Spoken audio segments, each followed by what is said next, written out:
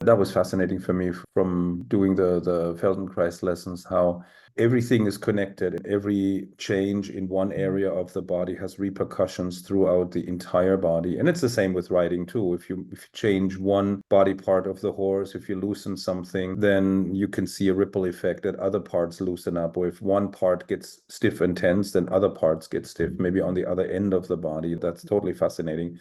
That you can't isolate anything. Everything is always connected. There's always this pattern that involves the whole body.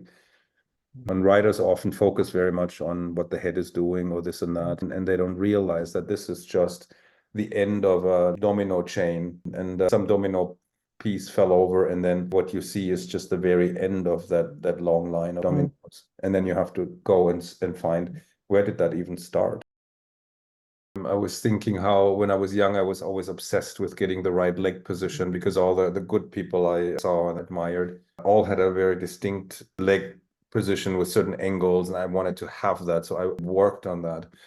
And it probably made things harder for me, trying to work just on the legs and not the spine and the rib cage and other parts of the body. I think it would have gotten there faster if I had incorporated suppling exercises for the rib cage. I remember you saying when we first started to work together that often as a rider and trainer, and having trained many hundreds of riders, that riders are aware of their legs, some parts of their pelvis, maybe little bits of their spine, but not the whole spine, not the ribs at all.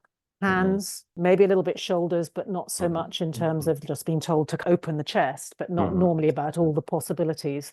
And then he also said, which always used to make me laugh, that it wasn't often that people talked about the head and the neck and the eyes.